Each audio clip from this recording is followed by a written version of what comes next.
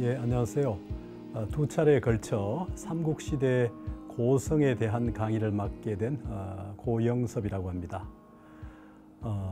우리가 흔히 불교 역사를 얘기할 때 구법성과 전법성의 역사라는 말을 씁니다.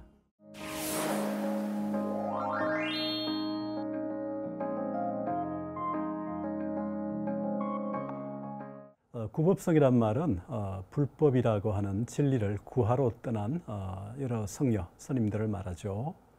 그리고 전법성이라고 하는 것은 불법을 전하려고 하는 스님 또는 성녀들을 말합니다.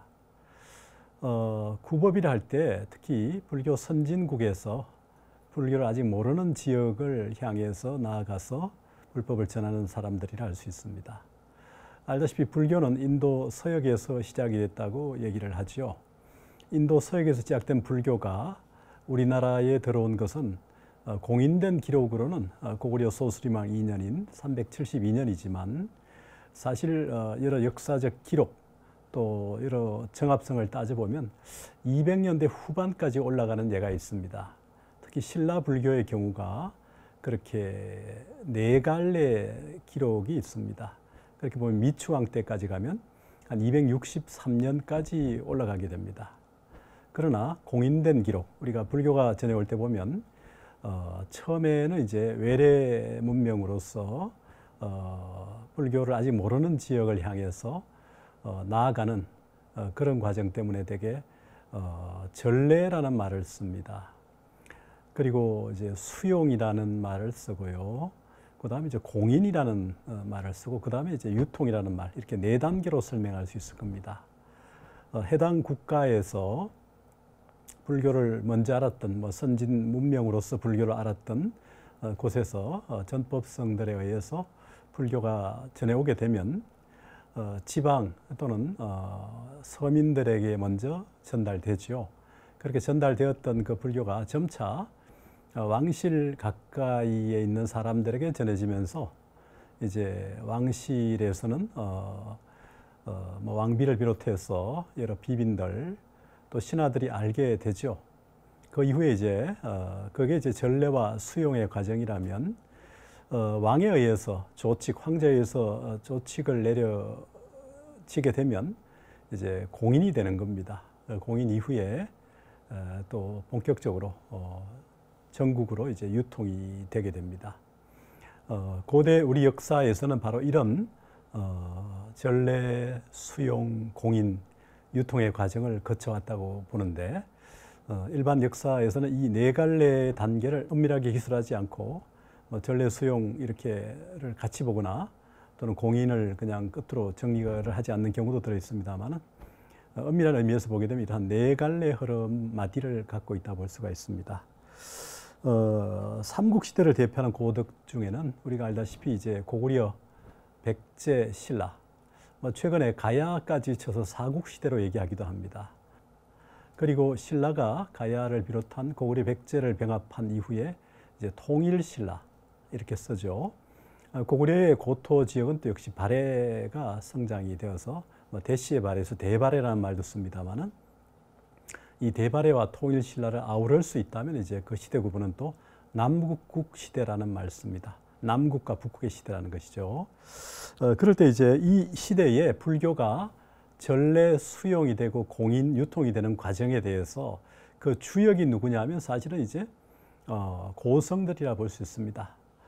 흔히 고성이라고 하는 것은 양나라 때 해교 대사에 의해서 처음으로 사마천의 사기의 전기 형식을 빌어서 고성전이라고 하는 사기열전의 열전처럼 그렇게 기술이 되기 시작합니다. 고성은 말 그대로 덕이, 학덕이 높은 분이죠. 학덕이 높은 수행자를 고성이라고 합니다. 또 삼국유사에 보면 또 성성이라는 말도 씁니다. 성이라는 말은 범이라는 말, 범부라고 하는 말에 상대되는 말이고 또 범부들의 역할을 뛰어넘는 사람들을 또 신이 해서 신성이라는 말도 씁니다만은 성성이란 말은 적어도 국가적인 측면 그리고 민족적인 측면 또 여러 그 보편적인 측면을 아우를 수 있는 대표적인 인물들에게 대개 성을 붙이죠. 우리가 성사 원효, 성웅 이순신 이렇게 성왕 이렇게 붙이는 것처럼 굉장히 그 국가적이고 민족적이고 보편적인 인물의 삶을 수식할 때 되게 성성이라는 말도 씁니다. 여기서 말하는 이제 고성이라는 것은 적어도 성성의 의미와 같이 쓰이기도 하고 한편으로는 이제 대덕이라는 의미, 그러니까 덕이 높은 그런 고성 수행자 그런 의미로 쓰도록 하겠습니다. 제가 두 차례 얘기를 하는 강의 중에 먼저는 이제 첫 번째는 이제 국내에서 활동했던 인물들을 중심으로 얘기하겠습니다.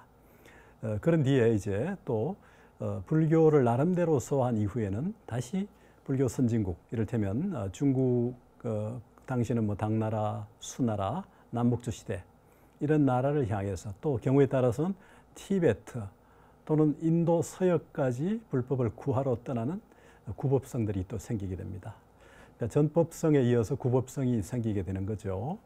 그 중에 이제 고구려부터 보면 우선 국내에서 활동했던 대표적 인물은 보덕대사를 들 수 있습니다. 물론 앞선 시대에 이제 성랑대사가 있는데 이제 우리가 여기서 하나 주목해야 될 것은 우리가 지금 분단을 경험하고 있다 보니까 북한 지역의 지명이나 문화를 굉장히 낯설게 여기는 경우도 있습니다. 또 고구려가 망하고 발해가 망한 이후에 저 만주 지역의 어떤 문화적인 어떤 연속성이랄까 문화적인 기반을 우리가 너무 소홀히 하거나 모르는 경우도 있습니다. 심지어 우리 것이 아니라고 생각하는 경우들도 들어 있어요. 이게 이제 앞으로 우리가 통일 이후에 만주 지역의 회복 또는 만주 지역의 시야를 이제 우리 시야 속에 만주를 넣을 때 일본의 열도도 그렇습니다만은 앞으로 좀 문제가 될 부분이기도 한데요. 고구려가 만주 지역에 있다가 지안에 있다가 평양으로 천도한 이후에 역사는 너무 평양 중심으로만 기술되는 부분들이 있는 것 같고요. 평양에 예를 들어서 9개 사찰을 이제 그 장수왕 때 지었다는 기록이 보입니다만은 오히려 거꾸로 남천안 새로운 수도의 9개 사찰이었다면 본래 수도였던 집안에는 훨씬 더 많은 사찰이 있었지 않겠는가 하는 거죠. 그렇기 때문에 우리가 이제 압록강 넘어 요동 또는 요하 넘어 요서 지역까지 우리의 무대였다는 시야를 조금 가지고 볼 필요가 있습니다. 그리고 불교는 이 국제성과 세계성, 보편성을 가지고 있기 때문에 우리가 오늘 사는 우리는 너무 조선조 중심의 유교 성리학 중심의 또는 분단 이후에 또 기독교의 어떤 저변화 속에서 굉장히 우리의 시야나 가슴이 좁아진 측면이 있지 않나 하는 생각을 합니다. 그런데 불교가 중심이었던 시절에는 국제성, 보편성, 세계성이 있었고 그 시대는 우리는 만주까지 우리 시야 속에 있었던 그런 역사를 가지고 있습니다. 그런 맥락에서 이 고성의 역사, 불교 역사도 봐야 되지 않는가 하는 생각이 듭니다. 그럴 때 그 성랑대사는 이제 고구려 불교 중에도 이제 국외 특히 유학성 부분에서 좀 다루겠습니다. 그러면 고구려 영토, 백제 영토, 신라 영토 안에서 불교를 수학하고 불교를 신행하고 불교를 교화한 그런 고성들을 중심으로 보면 고구려는 보덕대사가 있습니다. 넓을 보자의 덕덕자죠. 보덕대사는 기록이 많이 남아 있지 않습니다만은 아마 고구려 평양 외곽에 있는 용강현 출신으로만 알려져 있긴 합니다. 그러니까 되게 권력이 그렇고 정치가 그렇듯이 왕경 중심으로 세력이 형성이 되는 것이 일반적입니다. 그러니까 장수왕 때 이미 그 평양으로 천도한 이후여서 평양이 모든 정치 권력의 중심지였고 불교 교단도 그쪽 지역을 중심으로 형성되었습니다. 그에 비해서 보덕은 용강현 출신이라는 것 때문에 사회 중심 세력이었던 평양 외곽에 있다는 거, 지방의 현인 지방민 출신이었다는 사실을 이제 염두에 둘 필요가 있습니다. 이 때문에 특히 그의 저술이 별로 전해지지 않고 그의 그 학문적 배경이 특히 열반학과 방등학이라고 하는 두 흐름으로 이제 기록이 된 부분이 보입니다. 이를테면 삼국유사에 나아가 40권 열반경을 강의했다. 열반경에도 남본 열반경, 북본 열반경이 있죠. 열반경의 기본은 이제 3권짜리 마파리니판나 수탄타가 있고 다시 이제 북본 열반경 중에 다시 40권 열반경과 36권 열반경이 있는데 40권 열반경을 강의했다는 기록이 보입니다. 또 삼국유사에는 열반교와 방등교를 우리 스승으로부터 전수받았다 하는 그런 대목도 보입니다. 또 그 열반 방등교를 우리 스승으로부터 전수받으며 원효의상 두 성인은 함께 날을 보냈다. 이런 기록도 보입니다. 또 대각국사 문집에 따르면 원효의상이 일찍이 보덕의 강화에 머물면서 친히 열반경과 유마경 등을 품수받았다. 이런 기록을 통해서 보덕의 학문적 가풍, 또 원효와 의상과의 관계 이런 것들을 엿볼 수가 있습니다. 소성열반경 3권과 대성열반경 중에 대성열반경이 이제 북본열반경 40권하고 남본열반경 36권으로 구분이 되는데 아마 당시 연구된 것이 대부분 북본열반경으로 추정이 되고 있습니다. 그러니까 40권 본이라는 거죠. 아마 원효대사도 열반경 종효라는 저수를 남기고 있는데 40권 본으로 추정이 됩니다. 북본 열반경의 이제 핵심이 뭐냐면 이제 열애성품과 사자우품이라고 볼 수가 있습니다. 거기는 이제 명과 무명이 둘이 아니다. 그러니까 우리가 깨침과 미혹이라 할까요? 비디아, 아비디아 이것이 둘이 아니다라는 부분. 그러니까 이 무이라는 것은 되게 둘이 아니다, 둘이 없다는 거니까 평등, 불이의 다른 표현이기도 합니다. 또 열반경의 중요한 사상은 영원한 몸. 부처님의 영원한 몸은 부처님의 몸은 영원히 머무른다. 열반은 영원하고 즐겁고 내가 있고 청정하다. 열반 상라가정에 대한 얘기, 또 살아있는 것들은 모두 불성을 지니고 있다. 일체중생 시류불성 이런 얘기를 하고 있는 경이죠. 근데 당시 고구려 만렵에는 연개소문이 이제 영유왕을 이제 제거하고 실권을 잡죠. 그래서 이제 조카인 보장왕을 세운 이후에 결국 실권을 잡고 외교적인 제스로 당나라와의 관계에서 이제 당의 이시니까 이연이니까 중국의 노자의 성이 이시라고 해서 당과의 외교적 마찰을 완화시키기 위해서 신하가 왕을 죽이고 찬탈했다는 권력을 찬탈했다는 그 부분을 이제 벗어나기 위해서도 그렇고 또 하나는 이제 종래 불교 중심의 그 정치 시스템을 바꾸기 위해서 도교를 적극적으로 받아들임으로써 오히려 이 도관이나 그 도사들을 다시 성녀들과 불교 사찰을 밀어내고 옹립함으로써 자기 중심의 정치 질서를 재편하는 그런 방편으로 쓰기도 합니다. 그러다 보니까 도교의 불로장생 사상이 고구려 황실에 이제 널리 선양이 되고 이런 현실 속에서 또 도교의 무의 정치의 이념을 표방하는 현실, 또 도가의 불로장생성을 주장하는 이런 그 현실을 비판하기 위해서 오히려 열반경의 메시지를 강조한 것이 아니냐 하는 생각도 듭니다. 또 한편으로는 일체 중생은 모두 불성을 가지고 있다. 선성의 뿌리를 끊어버린 일천대조차도 언젠가는 성불을 할 수 있다. 이런 메시지를 강조한 그 이유는 인간에 대한 더 넓은 보편성, 보편적 이해를 보여주는 대목이 아닌가 하는 생각이 듭니다. 고구려라는 고대 국가의 기반을 공고할 때부터 불교의 보편적 정신이 이미 배워왔던 그 전통, 그러니까 소수리망 이래 불교 전통의 배경 속에서 있어왔던 그 기반을 다시 환기하기 위한 작업이 아닌가 하는 생각이 듭니다. 마찬가지로 또 하나 이제 유마경 인식입니다. 보덕은 바로 이 열반경과 이제 방등교라는 말을 썼는데 이 방등이라는 말은 대성경전의 총칭으로 많이 씁니다. 방등부 이런 말도 쓰는데 평등한 진리를 설하는 경전이라는 의미죠. 그래서 이제 유마경과 사익범천 소문경 같은 경전을 대개 일찍이 중국의 천태종을 완성했던 천태지휘대사는 바로 그의 오교판에서 오교십정판 오교판에서 방등교의 유마경과 사익범천 소문경을 비정하고 있습니다. 그런 의미에서 일체 대성은 모두 방등으로부터 실상을 몸체로 삼는다라는 맥락에서 실상의 묘리로 제법을 넓게 아우르는 것이 방광이다. 또 범인과 성인을 곧게 겸하기 때문에 평등이다. 이런 사상을 제기했다는 거죠. 그래서 바로 이제 이 유마경이 말하는 그릇된 견해를 가지고 이교도를 경치하기 위해서 왜 그대는 시자가 없느냐. 그대에게는 모든 악마와 온갖 교도들은 나의 시자들입니다. 나의 사자들입니다. 왜냐하면 사자들은, 악마들은 생사의 세계를 바라고 있고 보살도 생사를 버리지 않으며 이교도는 여러 가지 그릇된 견해를 바라고 있으나 보살은 그릇된 견해에 동의하지 않기 때문입니다. 라는 이제 역설이 나옵니다.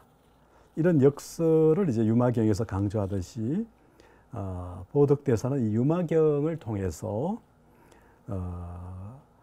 삼론학의 반야개공, 그러니까 유마경이 바로 반야경전, 초기 반야경전에 분류되기 때문에 아마 제가신도의 종교적 덕목을 선양하고 대성 보살도를 실천하는 대목이 이제 강조됩니다.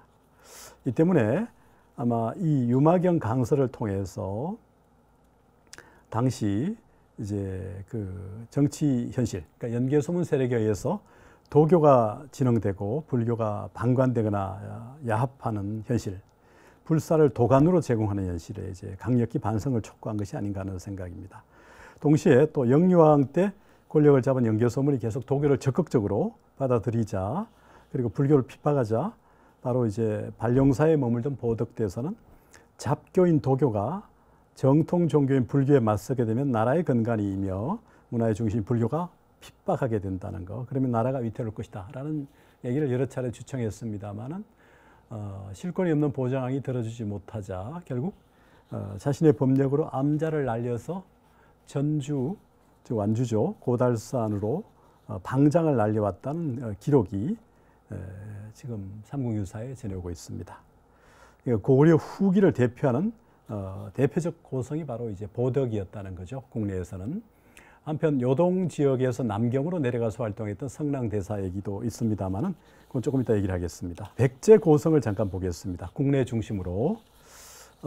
이제 백제는 우리가 남아있는 사찰이 지금 수덕사라는 절이 있습니다만은 충남의 예산에 해현이라고 하는 분이 이제 그 삼론을 겸했고, 삼론이라는 것은 인도의 대성불교를 이제 출발시켰다 볼 수 있는 제2의 붓다라고 하는 용수보살의 중요한 저작이 바로 중론입니다.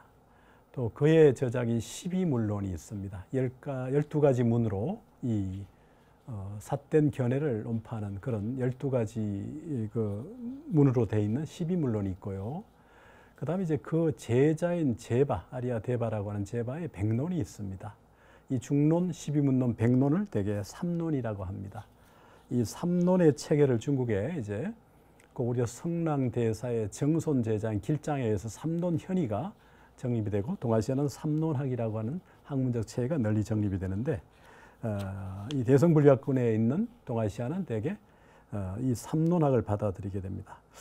고구려 백제, 심지어 이제 신라에도 그렇고 외나라, 일본도 삼론이 아주 성했습니다. 그러니까 해현대사도 삼론을 겸해서 공부했지만 동시에 법화경 독송에 아주 집중했습니다. 법화경의 이제 공덕, 영험에 대한 얘기는 경에도 많이 나오지만 현광 이전에 지금 활동한 인물도 있지만 겸익이라는 분이, 현광 이후에 활동한 인물이 바로 해현이라는 인물입니다. 겸익과 현광이라는 분은 이제 유학파이기 때문에 다음 강의에서 다시 얘기하겠습니다. 해현대사는 바로 이제 이 신앙의 실천, 그러니까 법화경 신앙에 아주 매진한 인물로 추정됩니다. 기록에 보면 법화경을 강론할 때마다 대중들이 구름처럼 몰려들었다는 대목이 보입니다. 또 법화경을 평생 독송했기 때문에 입적 뒤에 화장을 했을 때 혀가 불타지 않았다는 겁니다. 불타지 않는 혀, 여러 가지 상징적인 의미들이 많은데요. 법화경의 영엄설화에도 혀만이 불타지 않았다. 호랑이가 시신을 먹으려 했는데 혀만은 먹지 않았다. 또는 혀만은 먹을 수 없었다. 이런 기록들이 영엄설에 많이 보입니다. 어쨌든 간에 백제 해현대사는 바로 용수의 중론 12문론, 제바의 백론을 충실히 강론한 이제 삼론학자였다는 것. 그리고 그에게 배움을 찾는 대중이 있을 때마다 늘 삼론을 강의하고, 대중이 없을 때는 주로 법화경을 수지 독송했다는 기록이 보입니다. 그러니까 수덕사 중심의 이 법화경 신행, 그리고 삼론학의 홍포, 이런 역할을 주로 한 인물이 바로 해현대사입니다. 백제의 대표적인 국내파 이제 법사였죠. 그리고 법화경 영음에 대한 기록은 알다시피 관세음보살품 제25품인 법화경 관음경으로 널리 알려져 있듯이 법화경 영음에 대해서는 백제 지역에서 특히 많이 알려져 있습니다. 신라로 보겠습니다. 신라의 이제 국내파는 우리가 잘 알다시피 바로 이제 원효대사가 있습니다. 의상 같은 분은 이미 원효와 함께 교유하다가 중국 유학을 갔다가 돌아오게 됩니다. 이 강의에서도 유학을 갔다가 돌아온 사람도 있고 유학을 가서 돌아오지 않고 중국이나 인도에서 입적한 경우도 있습니다. 원효대사는 이제 우리가 많이 들어봤을 겁니다.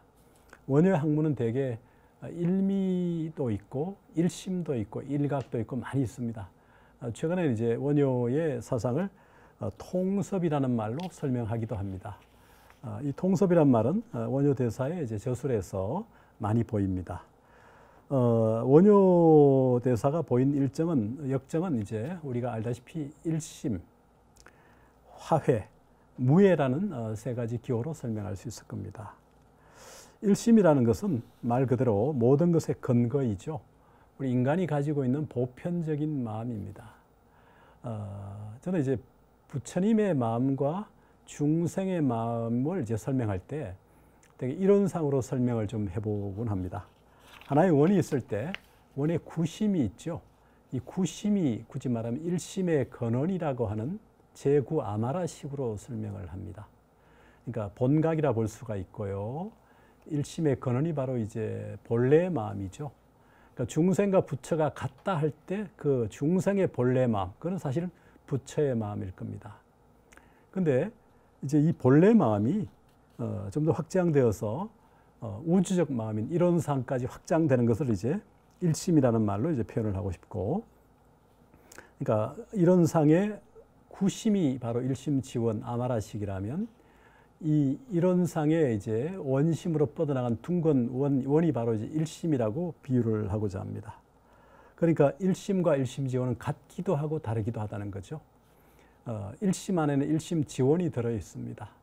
일심지원이라는 한 점, 한 포인터에서 점차 이제 우주적 마음인 일심이 생겨난다는 거죠. 마치 동심원처럼.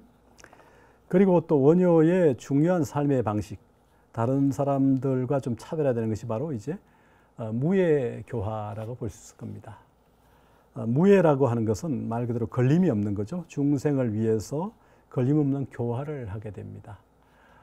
원효대사가 분황사에 머물면서 화엄경 10회양품을 주석하다가 거기서 문자양과 서건기가 가득 찬 골방에서 이 주석하는 것에 대한 어떤 뭐랄까 회심이라 해도 좋고 뭐랄까요, 뭔가 답답함이라 해도 좋고 뭔가 한계를 느끼고 붓을 꺾고 뛰쳐나갑니다. 그리고 거리에 나가서 교화를 펼치게 되는데, 그렇다고 해서 이후에 다시 붓을 잡지 않은 건 아니라고 보입니다. 그러나 바로 이제 붓을 끊고 뛰쳐나가서 여러 대중들을 만난 무예교화라고 하는 부분들이 있는데, 원효 역정에서 일심과 이 무예라고 하는 두 기호를 연결하는 중요한 대목이 바로 화쟁회통이라고 하는 논법이라고 보입니다. 화쟁회통이라는 것은 줄여서 화회라는 말로 얘기할 수 있는데, 대개 원효를 화쟁국사라고 평가하는 것은 그의 저술인 신문화쟁론에 근거하는 것이라 볼 수 있습니다. 근데 원효의 저술에 보게 되면 화쟁과 회통이 함께 논의되고 있습니다. 그의 열반경 종요에 보면 열반문에서 화쟁문 항목을 시설하면서 열반의 사덕에 대한 다른 쟁론을 화쟁하고, 열반 사덕이 상락아정이죠. 그리고 불성문에서 다시 회통문을 시설해서 불성에 관련된 여러 가지 문장의 뜻이 다른 것을 서로 회통하고 있습니다. 열반경이라고 하는 종요의 책은 열반문과 불성문의 구조로 되어 있는데 그 안에서 지금 이렇게 시설하고 있다는 거죠. 여기서 보게 되면 화쟁의 전제 위에서 비로소 회통이 이루어질 수 있다는 것처럼 화쟁을 통해서 회통이 이루어지는 구조로 되어 있습니다. 그래서 이제 그의 화쟁의 방식들은 여러 가지로 정의가 될 수 있는데, 오늘날 리더십으로서의 화쟁 회통에 대한 얘기들도 많이 논의가 되고 있죠. 보통 이런 얘기를 하고 있습니다. 먼저 방편적인 언교들을 모아내서 뒤에 실제적인 도리들로 소통시켜낸다는 거죠. 앞서 글이 서로 다른 것을 통합하고 뜻이 이어서 뜻이 서로 같은 것을 회합하는. 그러니까 이 보통 인간들은 뭡니까? 이 직립인간인 인간들은 언어를 통해서, 언어 문자를 통해서 존재를 인식하죠. 언어와 존재가 분명히 다른 것임에도 불구하고 언어를 통해서 존재를 인식함으로써 언어와 존재를 동일시합니다. 이것이 바로 인간의 커다란 병이 되죠. 선종은 바로 이것을 깨뜨려 주려고 하는 거잖아요. 그럴 때 결국 글이 서로 다른 것들을 돌려서 뜻이 서로 같은 것으로 모아 나가려고 하는 방법이죠. 그러니까 우리는 언어에 붙들린 인간의 의식을 풀어서 뜻이, 그러니까 의미, 우리가 손가락과 다리라는 비유를 쓴다면 손가락에 붙들려 있는 인간들에게 다리라는 의미를 얻게 하는 방법이죠. 화쟁도 바로 그런 맥락 속에서 이해갈 수 있습니다. 그래서 주장이 다른 것을 풀어내어서 경문을 모아내어 화쟁하고, 거롤이 다른 것을 통합해서 의취, 즉 의지와 취향이 같은 것을 회통하는 것, 이런 말로, 그러니까 이쟁, 다양한 주장을 화해시켜 가지고 글이 같은 것으로 돌린 이후에 다시 글이 다른 것을 통해서 또 뜻이 같은 것으로 모아가는 단계, 그러니까 화쟁하고 회통하는 순서로 전개하고 있다는 겁니다. 이런 과정을 통해서 원효는 해동의 보살이다, 푸르는 강산의 잠룡, 청구 잠룡이다, 이런 말로도 불리게 됩니다. 대개 이제 그 원효하면 많은 저작으로 알려져 있습니다. 경우에 따라서 87종 100여 권, 또 백부 240여 권, 여러 가지 이제 통계들이 있습니다만은 현존하는 것이 20여 종, 22, 3종 일부까지 치면 되기 때문에 동일한 이름들의 다른 유통도 있을 수가 있고, 또 그래서 정확하게 확정하기는 어렵습니다. 그러나 그의 저작 자체가 가지는 그 완성도, 남아있는 저수를 통해서나마 원효의 철학이랄까 사상을 재구성할 수 있기 때문에 원효는 오늘날에도 여전히 주목되는 인물이며 끊임없이 소환되고 불려 나오고 있습니다. 그래서 이제 원효의 그 사상을 흔히 일심이라는 말로 표현할 때 일심이 갖는 의미가 뭐냐 해서 굉장히 많은 얘기를 하고 있는데, 되게 원효의 사상을 되게 대성기실론이라고 하는 대성불교의 교과서와 같은 책에 의거해서 풀이를 흔히 많이 합니다. 왜냐하면 원효의 사상을 일심의 철학이라 할 때 그 일심에 대해서 촘촘한 논리를 보여주고 있는 텍스트가 바로 대성기실론이기 때문입니다. 그는 바로 그 일심의 철학, 그 일심의 철학이 기본적으로 대성기실론의 심진여문과 심생명문의 이문 구조를 통해서 자신의 철학을 펼쳐나갑니다. 그래서 원효는 일심을 다양하게 정의해 가는데 유식, 기신, 화엄, 선의 전통 속에서 볼 때 유식의 아레야식이라고 하는 그 분별 망식의 측면에서 일심과, 그다음에 이제 대성기실론에 나오는 것처럼 열애장으로서의 일심 또는 정멸로서의 일심의 문제와, 그다음에 이제 화엄에서 진심으로서의 일심의 측면, 그리고 또 본법으로서 일심까지 얘기하고 있습니다. 그나마 금강산매경에 근거한 것으로 보이는데요. 이렇게 일심에 대한 인식의 청의가 점점 바뀌어가고 있습니다. 점점 깊어지고 점점 넓어지는 거죠. 그러니까 원효의 일심은 이거다라고 단정할 수 없을 정도로 심화되고 확장돼 갑니다. 그러니까 중관과 유식의 통합을 고민했던 대성기실론 별기, 그리고 다시 대성기실론에서 이제 유식과의 차별화를, 그러니까 엄밀문과 혈려문의 관계를 통합하기 위해서 저작했던 이장이에서 보이는 모습, 그 다음에 대성기실론 소에서 보이는 정멸로서 일심하고 열애장으로서의 일심의 문제, 그리고 화엄경 소에서 보이는, 물론 단감만 남아있지만 역시 화엄에서 진심으로서의 일심의 측면, 그리고 균여대사의 저술 속에 인용되어 있는 부분에서 확인됩니다만 본법으로서의 일심, 아마 이것은 금강산매경에 근거한 것으로 보이는데요. 이런 청의로 점점 심화 확장됩니다. 그러니까 중생과 부처의 차별성만이 아니라 동일성을 얘기하면서도 일정한 수준에 오른 사람에게는 다시 그 중생과 부처의 차별의 모습을 통해서 그 해당 주체의 그 수준을 끌어올리는 그런 중청적 구조를 갖고 있지 않는가 하는 생각을 해보게 됩니다. 또 우리가 주목해야 될 인물은 바로 이제 신라의 이제 신문왕 때의 국로였던 경흥대사입니다. 당시 신라에서는 이제 국사라고 하는 제도가 합법적으로 보이지는 않습니다만은 그러나 삼국유사 등등에는 국사란 표현들이 들어 보입니다. 신문왕 때만 하더라도 국노라는 표현을 쓰고 있는데요. 그러나 이후에 경덕왕 이후의 저작들에는 국사라는 표현이 좀 보입니다.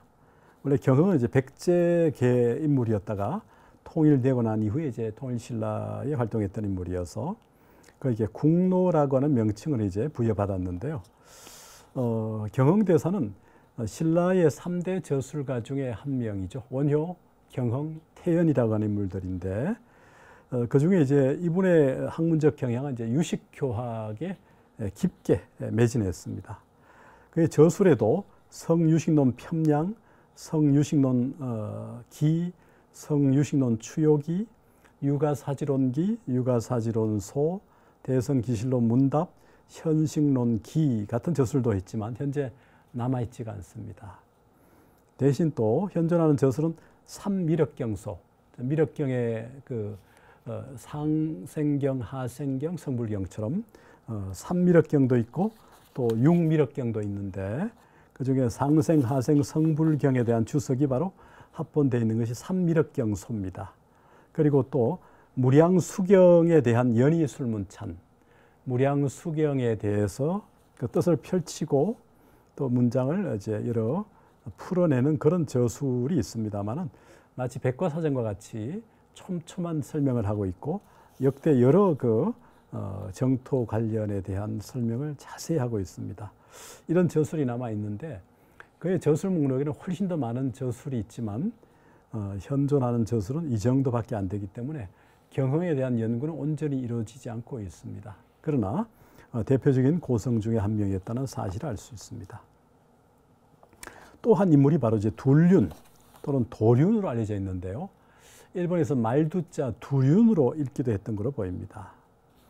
현장법사, 중국의 당나라 신역 3장이었던 현장법사가 구역이었던 유가사지론 17품, 그러니까 성문지 보살지 중에 이제 성문지만 번역되어 있는 부분을 보고 한계를 느껴서 인도로 유학을 가서 17년 만에 돌아오죠. 그 돌아와서 이제 새롭게 번역한 유가사지론 신역이 바로 100권입니다. 원효 의상도 바로 이 현장법사의 문화에서 공부하기 위해서 2차례 유학을 시도합니다. 그런데 이 유가사지론 100권이 바로 신역인데요. 현장법사의 제자인 규기 대사가 유가사지론에 대한 주석을 남겼습니다만 55권이나 됨에도 불구하고 100권 전체를 다루지 못한 채 55권으로 마무리 지었습니다. 그런데 이 신라의 둘륜 또는 도륜이라고 하는 분의 이 저작은 상하 24권, 본말해서 48권이 되는데 유가사지론 신역 100권 전체를 다룬 저작입니다. 최근에 이것이 이제 번역이 아직 안 되어서 번역 작업에 들어갔는데 상당히 난해합니다만은 유가사지론이라는 방대한 저작에 대한 전 주석이라는 측면에서 상당히 주목할 만한 그런 저술이라 볼 수 있습니다. 물론 이제 둘륜의 저술 중에 또 최근에 해심일경소라고 하는 저술이 발견되어서 박사 논문이 하나 나오기도 했습니다. 이런 고성들에 대한 저작들이 많이 남아있지 않기 때문에 아직 연구가 많이 안 되고 있긴 합니다만은 둘륜이라는 인물은 앞으로 주목을 해야 되지 않을까 생각합니다. 원효 대사 영향도 받아서 원효의 저술도 인용이 되어 있습니다. 신라불교의 특징이 되게 유식과 화엄이라고 하는 사상을 기반으로 구축된 것이 이제 중고기와 하대라 볼 수 있습니다. 특히 중고기, 선덕여왕 전후로부터 하대까지 이르게 되면 점차 이제 선법이 전해지게 됩니다.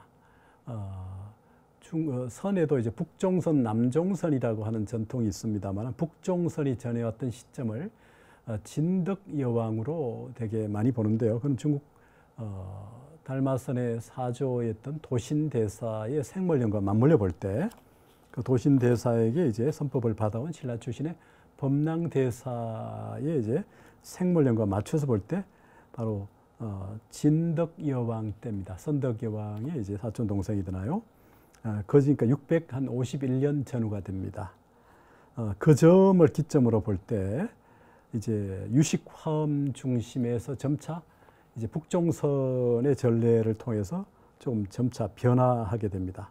마찬가지로 교학은 여전히 유식화엄의 주축에서 신라는 의상계 화엄과 또 원효의 기신학 또 그 태현의 유식 이런 쪽의 흐름들이 이어져 있었습니다. 그런데 섭대성론을 기반으로 하는 구역 유식하고 성유식론을 주축하는 신역 유식이 이제 함께 공존하는 그런 흐름으로 이어지게 됩니다.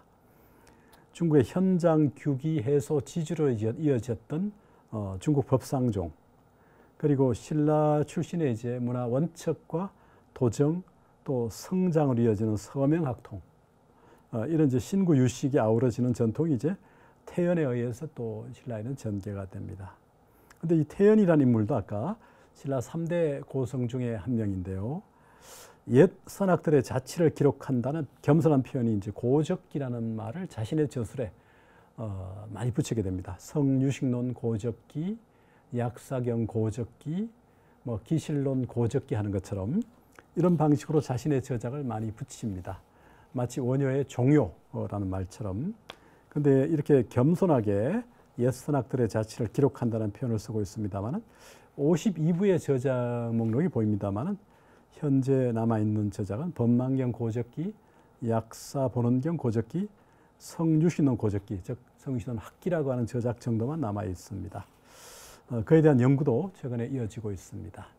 예, 이어서 이제 거의 신라 국내 학자로 살펴볼 수 있는 인물이 바로 이제 견덩이라는 인물입니다. 견덩이라고 하는 인물은 이제 원효 의상 교학이 깊은 영향을 받은 인물로 보입니다. 기실론의 영향을 또 받으면서 종합을 시도했는데요. 기실론, 동의약집, 화밀성, 성불묘의 이 두 가지가 이제 남아 있습니다. 아마 대성기실론 동현장은 상실됐다고 산일됐다고 알려져 있는데 동의약집과 동현장이 같은 저술이 아니겠느냐라는 그런 연구 주장도 있습니다. 또 한 인물이 바로 이제 진표, 신라 중대, 동의신라 중대 활동 진표 대사입니다. 율사로 알려져 있는데 점찰경을 통해서 점찰보패를 제창한 고성이죠. 검산사를 중심으로. 그런데 이제 이 진표 대사의 이 점찰 계통은 미륵과 연결되고 지장과도 연결되기 때문에 그의 이제 그 학문적 흐름을 이어갔던 제자들이 김제 검산사, 송위산 법주사, 팔공산 동화사, 그러니까 미륵 벨트처럼 미륵 계열의 사찰과 함께 이어지고 있기도 합니다.